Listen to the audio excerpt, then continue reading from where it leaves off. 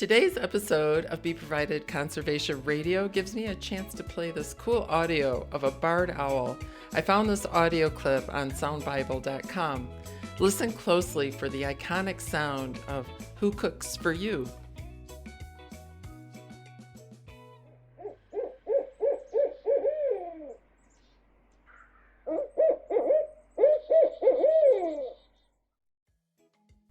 I just love owls. I love that.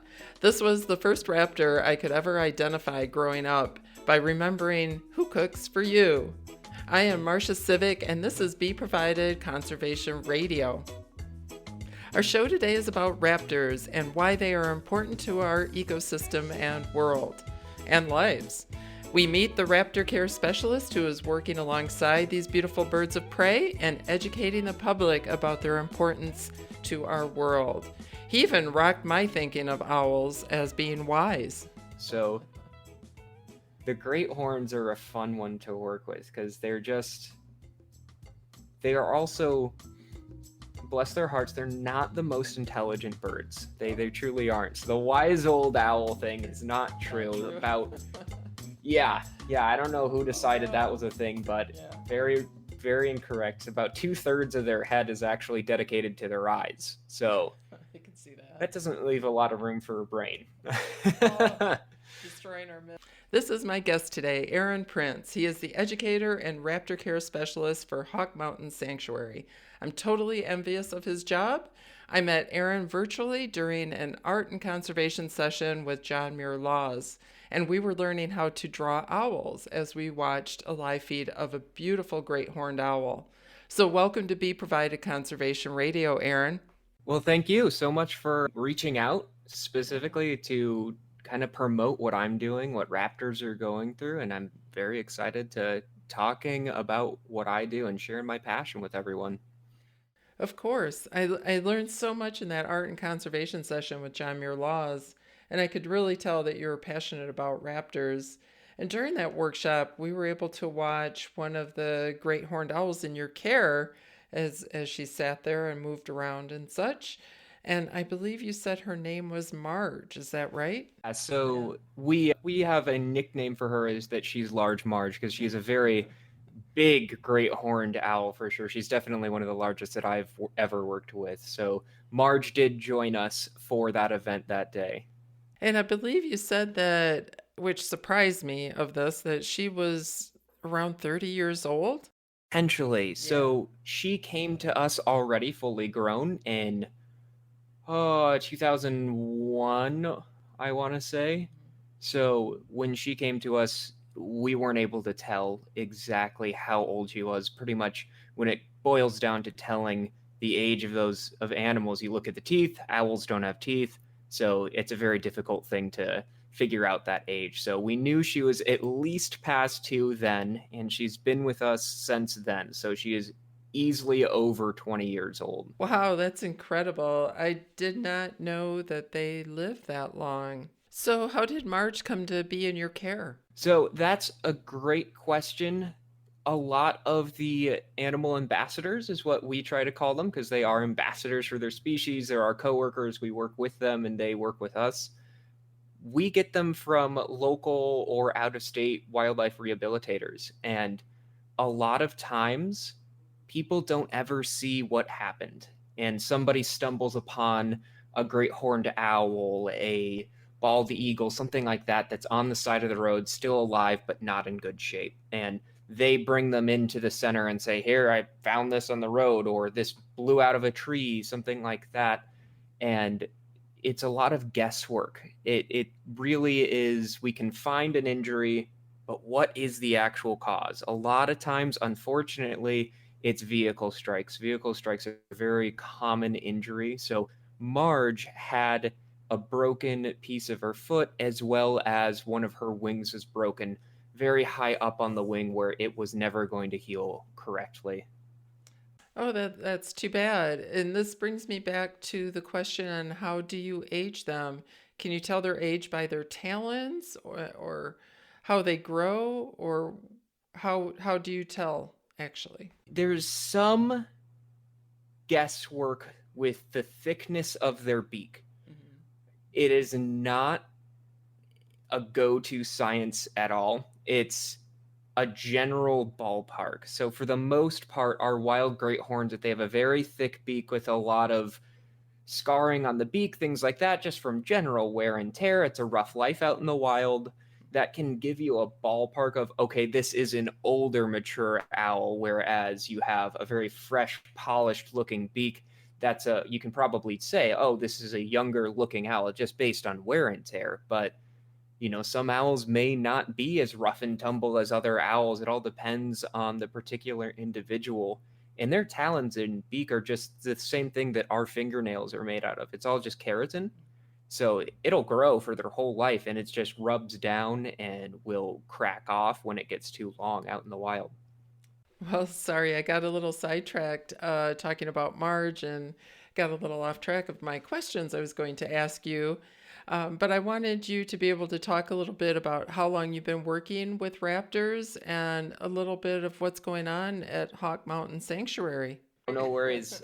Before I will gush about her. She's a fun bird. So I got involved in the wildlife rehabilitation world when I was 16. When I was in high school, I needed a certain amount of community service hours in order to graduate high school. It was one of our mandatory things for our high school. So I didn't just want to do something that I was going to say, okay, I'm going to go somewhere, sign this sheet. I really didn't get anything out of it. I really wanted to take that time for my own self-development. And apparently our school had partnered with, and I went to high school in Arizona. I'm from the West Coast originally. Our school had partnered with Arizona Game and Fish, and their section of wildlife rehabilitation, and they were one of very, very, very few institutions that allowed minors to volunteer and work with them. So that was another big challenge, is a lot of these places you need to be 18, and by the time I was 18, I would have been out of high school already. So at 16, I knew I already wanted to work with animals. I really wanted to take that time to kind of figure out in what capacity. And I thought I wanted to work with mammals. I was like, I'm a mammal person. I like mammals. I like the big, charismatic megafauna. I love all of that. And they had a mountain lion, a bobcat, and every once in a while we would get other large mammal species that would blow through the center before we re-release them or something like that. And I said, I want to work with the mammal. And said, whoa, you got to slow down. We're going to start you off in the raptors because that's a big commitment. I was like, all right, I'll pay my dues. And I fell in love with it almost immediately. Almost instantly, I fell in love with those birds. And then I said, you never need to change me. I will stay with the raptors for the rest of my time here. So awesome. At the Wildlife Rehabilitation Center there, I would do the general husbandry. So I'd clean out all the enclosures, help with meal prep, help with the feeding, make sure that the animals had things to do. So we call it behavioral enrichment, which is just like giving them toys or something to do. And after that, one of the directors there said, you kind of have a knack for public speaking. We kind of want to capitalize on that. I said, all right, what did you have in mind? And they put me in the outreach department. So I worked with outreach, and that's kind of where things clicked for me, that I really enjoyed both that animal welfare, that animal husbandry aspect, and I really enjoyed presenting. I really enjoyed working with students and working with teachers and developing curriculum. I found that just to be so rewarding. So through there, I was with them until I was 20, and then did my own thing in northern Arizona for a little while, where I did wildlife shows and did educational programs at an arboretum. Then came back to the Phoenix area and worked at the Phoenix Zoo for a while as an educator, and then switched over to an ambassador animal resource keeper. So all of our animals that we used for education, that we used for any of our training, for our shows, for our outreach at the Phoenix Zoo, I was in charge of all of them. And again, since I had already worked with raptors for 4 years, they put me in with the raptor collection there. And I did that up until I saw this position for an educator and raptor care specialist here on Hawk Mountain. And I did love it. I loved everything that I did out in Arizona. However, I did not love that Arizona would get to temperatures of 124 degrees in the summer, and I was working outside. So I said, a change of pace might be nice. So then I started up here at Hawk Mountain in October of 2020. That sounds like wonderful experience. And now you're at Hawk Mountain. So can you tell us about Hawk Mountain Sanctuary and what's going on up there? So I'll start from now and kind of work back in history. And I think that's more of a fun take on it. So right now, we are involved both locally here in Pennsylvania and globally with a lot of projects. We have a stellar conservation science team, an incredible education team, and a truly dedicated stewardship team that takes care of the mountain locally. And we are in a really awesome location on the Kittatinny Ridge in the Appalachian Mountain Trail and the Appalachian Mountains. And we see a lot of raptors come through there because they're catching the thermals coming up from farmlands, things like that. And they're catching the updrafts as it blows up against the mountains. And that really helps all of our raptors migrate. So we have all sorts of research going on with things like our American kestrel falcon, the barn owls, northern harriers, short-eared owls. Pretty much if you can think of a raptor species here in Pennsylvania, we probably have a research project going on with it. So we're doing a lot of monitoring. We're tracking a lot of birds with satellite telemetry. So we're able to actually make maps, and we're able to see and pull data from where they're traveling, where their migration's taking them. Can we identify points that they need to stop over or points that they potentially could be at risk? So we have incredible science going on. And then specifically with the education, we're doing a lot of virtual, but we're slowly phasing back into partially in person, partially hybrid, and we do all sorts of outreach for local and out of state if we get a request. And we do, again, that virtual programming has allowed us to really network globally and network throughout the North American region. It's been really awesome, and we do all that we can to really promote raptor conservation and why these species are so important in our ecosystem and why it's important to conserve them while they're still at a common status and not wait for that endangered title. So I just wanted to mention that I saw that you are working globally, and I just read one of your blogs about African vultures. And it brings me to a personal question I have, and hopefully this doesn't throw us off track. But are vultures considered raptors? They are. Okay. So the biggest thing for raptors for a very, very long time was, do they have talons for hunting and tearing flesh? Do they have a beak for hunting and tearing flesh? And are they eating meat as the predominant part of their diet? But that was kind of a catch-all because, you'd have things like a heron, a pelican, right, ravens, but they're not technically raptors, but they fit, some of them, 2 out of 3 of those categories. So we say, okay, they kind of raptors. So one of the papers that one of our senior biologists was actually a huge part of was they looked at DNA from all of these raptor species, and they were able to find a common ancestor. So all of these animals have common ancestry now that we can say, hey, look, here is the clade of raptors on a phylogenetic tree. So a very long answer to your question. Yes, they are absolutely raptors. Thank you, Aaron. I wasn't sure about that, so I appreciate it. And I'm curious now, how many species of raptors are there? That is a big question. So sorry. No worries. If you break it down, if you think about all the different categories of what our raptors are, we have our falcons, which are kind of identified by they hunt with their beak. Their big thing is that they will dive bomb other birds, and their big staple food is going to be other birds. And they've got some special adaptations that allow them to hit some pretty incredible speeds at a dive. Then we go into our hawks, when they're going to do a lot more hunting with their feet. They're going to take care of a lot of the rodent, snake, reptile populations, things like that.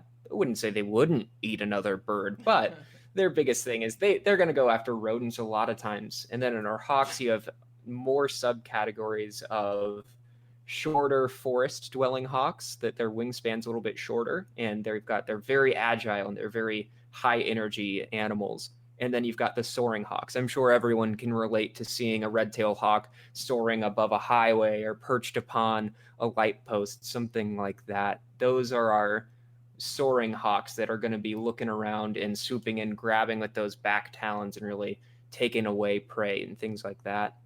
And then we have our owls. Again, you saw Marge, and they're identified being a nocturnal animal. The falcons, the hawks, they are going to be up during the daytime. They're one of our diurnal species. Our owls typically always up during the night. Most activity is up during the night. There's one species that I know of, the burrowing owl. They are actually a diurnal owl, but for the most part, our owls are nocturnal. And then we have our osprey, which are very interesting birds. Again, some people probably, if you live near a lake, for sure, you've probably seen an osprey.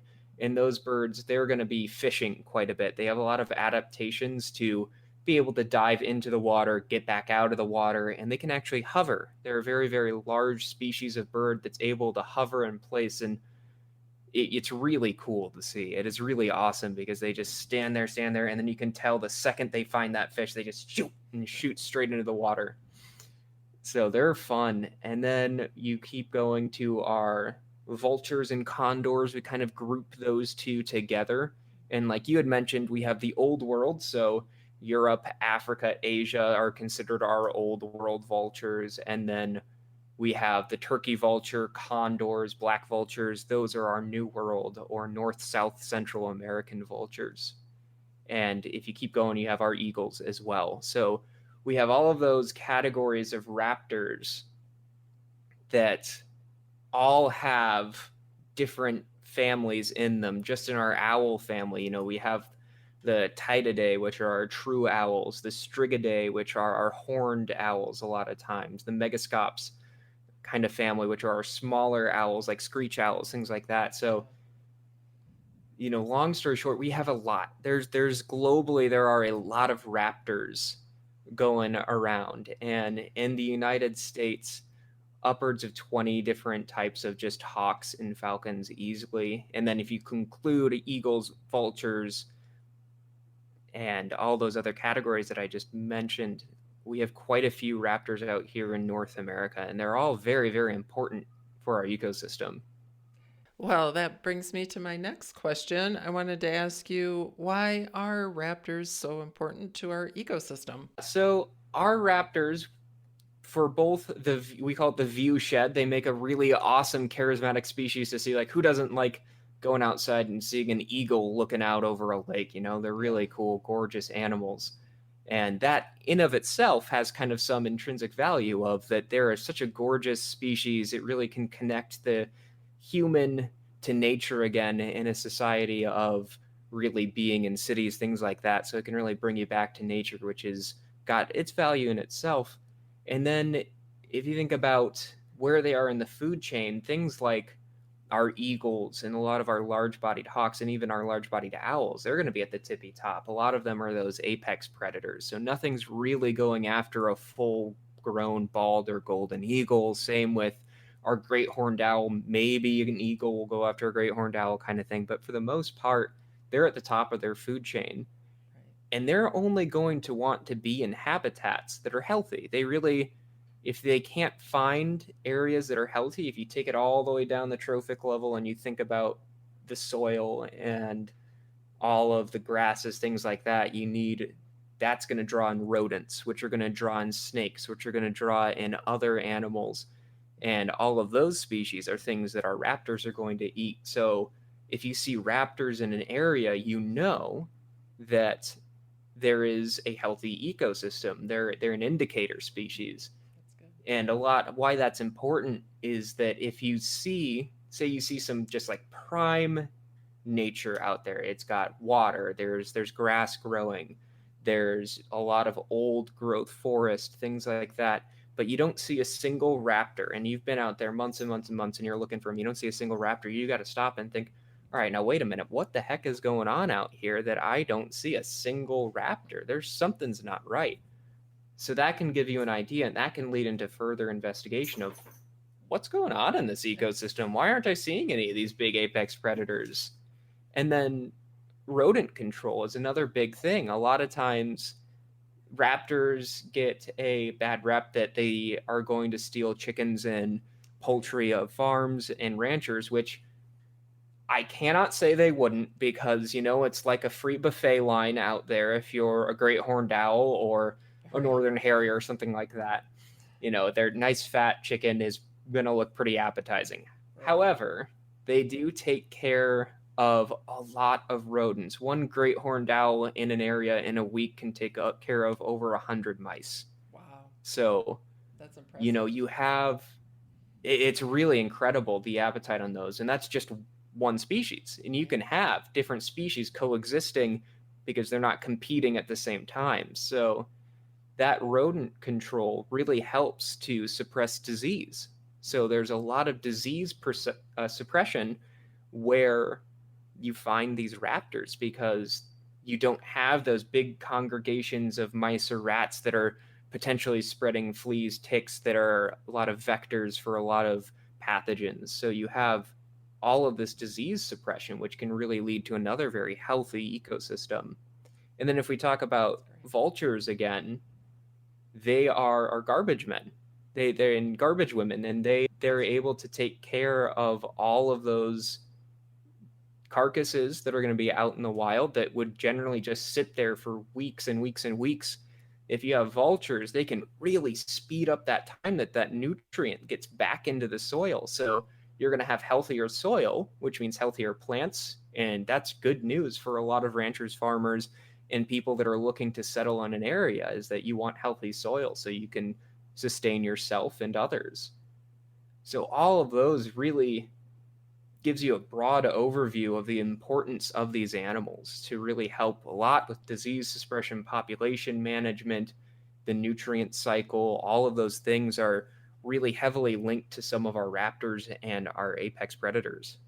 I just love talking to people like you because I learn so much. And I didn't realize that about, or I hadn't really thought about the putting the nutrients back into the soil and creating healthy soil, that, raptors would be part of that.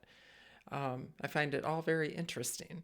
So, anyways, what challenges are raptors facing to survive in the world these days? There's always going to be the ebb and flow of species in a landscape. It's when we start to see just declining trends over a long period of time. And I'm not saying like a year or two, I'm talking 10, 20, 30, sometimes 50 years. You can watch declines and you say, okay, why aren't we having a peak? Why aren't we seeing any more of these animals? And the biggest one for a lot of species is really, it's going to be habitat fragmentation.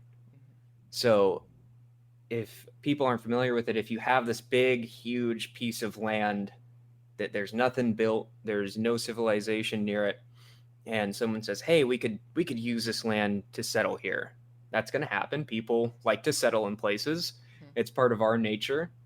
And then you say, okay, we're going to carve out different chunks of this land and we're going to divide it around. And then if you keep breaking that habitat up and you leave just kind of islands of good habitat, that's really difficult for a lot of animals to navigate through. And raptors, a lot of people say, well, raptors, they can fly, they can leave. They can, but their food can't. Yeah. Exactly. So that habitat fragmentation, or if you think about our roads, our cities, urbanization as kind of a sea, and our pristine habitat, those are our islands, and those are those fragments of good habitat. That it can be very difficult on some species. However, there are other species that do really well with that. So for some, that habitat fragmentation is really difficult on them. Another one that we see a lot is the use of pesticides and rodenticides. So that's a pretty big one, especially like I mentioned for some of our farmland raptors. So like our northern harriers, our barn owls, short-eared owls, American kestrels. they are still going to be looking for all those mice, rats, and everything like that. And they can't tell the difference of a rat that's ingested poison 20 minutes ago and one that hasn't. So Right. that can still have a pretty bad effect on those raptors. And again, you gotta think about it from a rancher standpoint. You don't want to see the destruction of thousands and thousands of dollars of crops, and that means you can't get food out to the people. So that's also that's a big concern. It is. Yeah. So you use rodenticides. It's a cheap, easy, effective way to help preserve your income and help get the product out to the people that need it. Yeah, I think instead of rat poison, we need to start educating people on putting nest boxes out there and getting these, owl boxes and kestrel boxes and having rodent control through the natural way. Yeah. Absolutely. Educate Yeah, these people. absolutely. Yeah. Nest boxes are, Yeah. are a fantastic resource for attracting a raptor that can you can have that animal there for free. They're not going to pay you don't need to charge them rent or anything like that. They're going to be there for free. They're going to provide you a service and they're not going to charge you for it. So Exactly. that's a big one. Another one with our vultures especially is the use of lead ammunition. So a lot of times bullets are made, they have a lot of lead content in them. And if you take a shot, you hit something, it dies a couple days, a couple weeks later, you can't find the carcass, that's going to attract the vultures. The vultures may consume that lead and it just sits in their stomach and they'll get lead poisoning. So that's another one. We always urge people to look for a copper bullet alternative that can be safely passed by raptors, and there is no heavy consequences for ingesting that if you're a vulture or even eagles, because eagles are scavengers as well. So we do see those raptors in rehabilitation facilities that have lead poisoning. So that's another big one that Yeah. just making that switch over to copper bullets I didn't know can that. really help out. It's not super well known Hmm. for the most part. It's slowly becoming more and more popular, and lead is also becoming more expensive to my knowledge. Lead ammunition, I've noted, has become more expensive in some places than copper ammunition. So copper is starting to be a bit more attractive to a lot of people. And then the other part is just straight habitat loss. I know we talked about habitat fragmentation, but the loss of habitat is also something that's very negatively affecting raptors. That some of these areas are just, it's being developed and they don't have this stopover point during their migration when they are their most vulnerable. So they don't have that anymore, unfortunately. Yeah. And places like sanctuaries, national forests, things like that, those are all really powerful areas for our raptors. So now that we've talked about the challenges raptors are facing, can you share any success stories that you may have experienced either at Hawk Mountain or any of your other experiences working with raptors? One of my favorite ones that I like to talk about is when I worked at the Phoenix Zoo, we had a red-tailed hawk that we had gotten from, I want to say, West Virginia, and she was deemed non-releasable and deemed non-flighted. And while I was taking care of her, I was just kind of watching her behavior and watching how she would go to her food, and I didn't think she was as non-flighted as they made her out to be. So I had talked to my manager there and said, "Hey, let me try doing some sort of flight routine with her. I can modify it. We're not going to get a full-blown flight routine from this animal or anything like that, because she does have a break. She did have a break that healed incorrectly.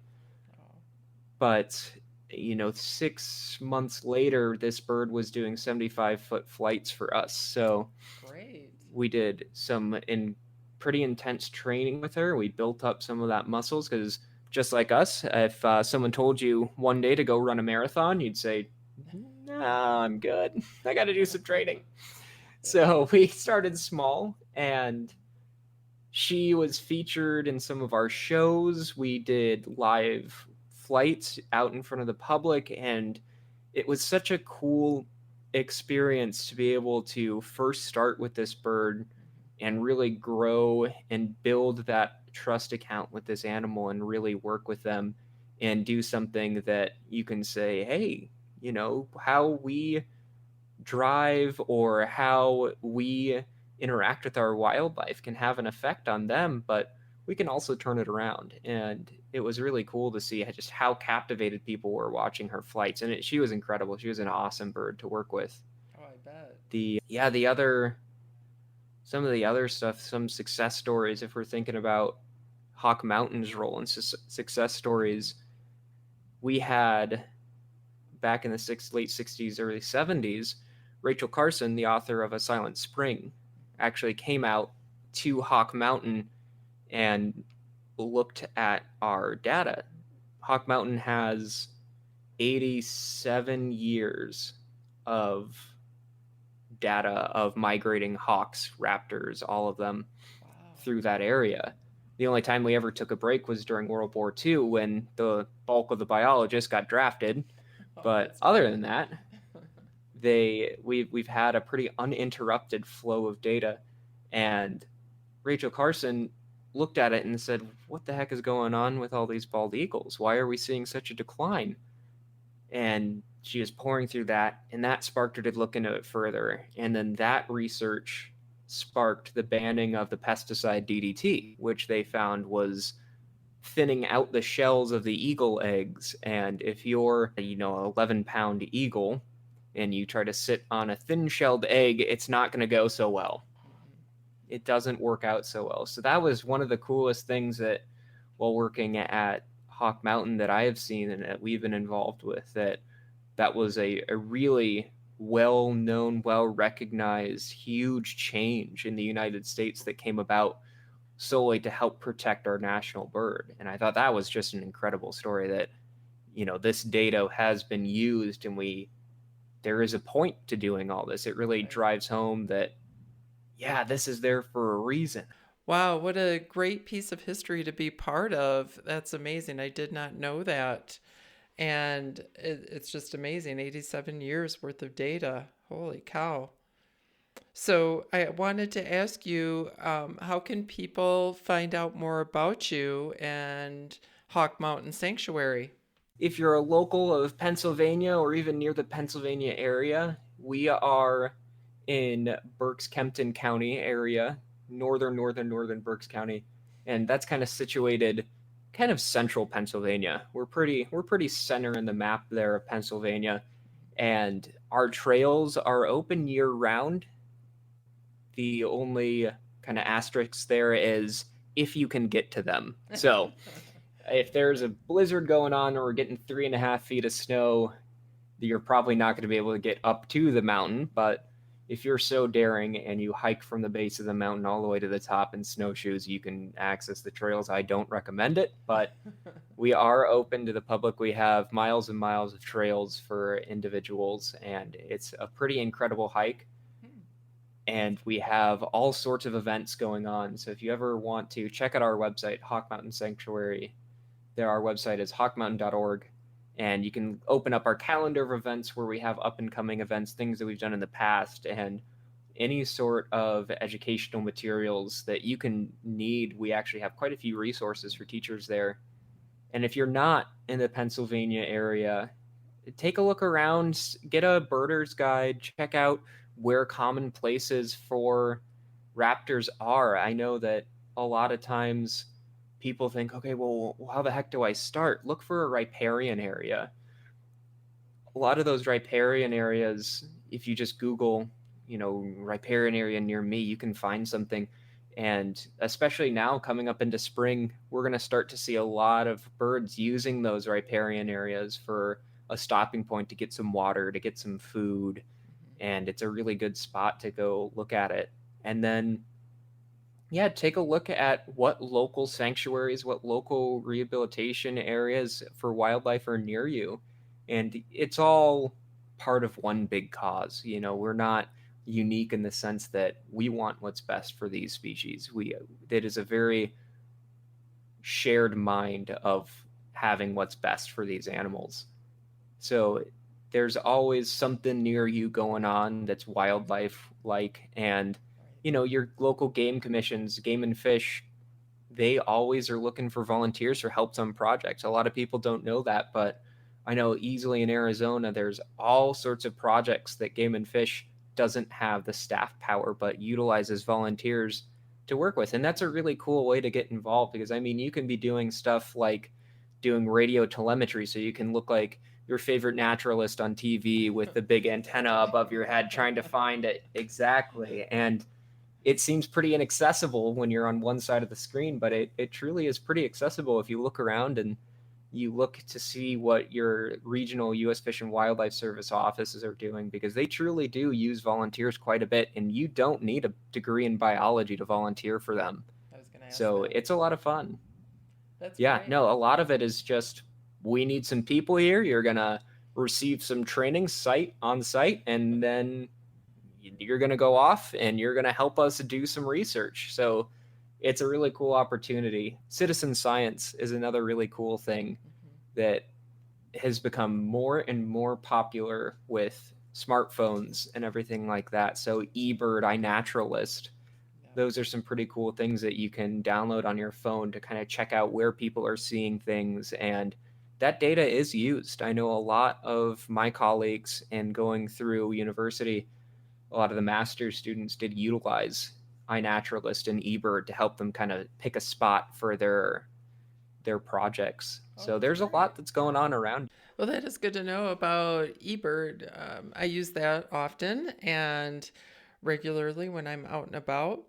And I want to be mindful of your time today. So my last question to you is, what gives you hope, or what makes you the most hopeful during these times in regards to raptors and Hawk Mountain, etc.? What really does help, because a lot of times you hear a lot of these doom and gloom of, oh, the environment is looking bad and meek here.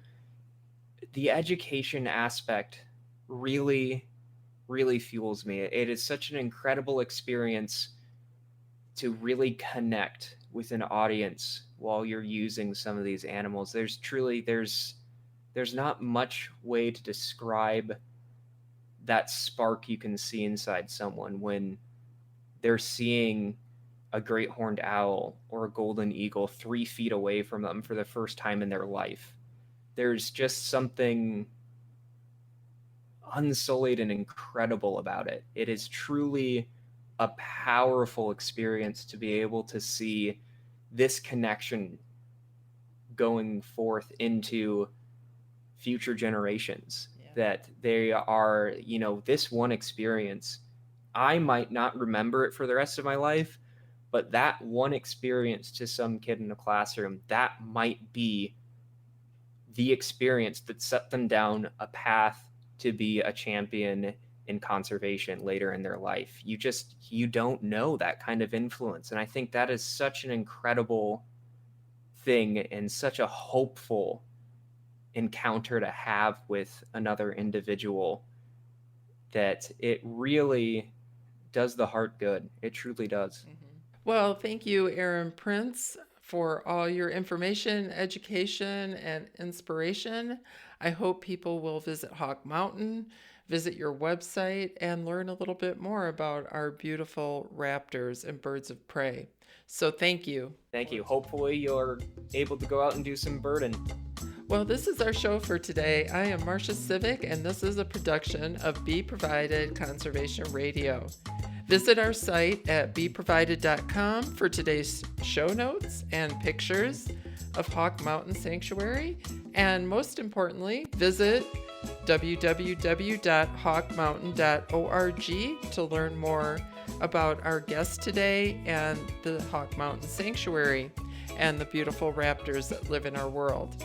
Until next time, stay safe and stay healthy. And thank you all for listening and for all you do.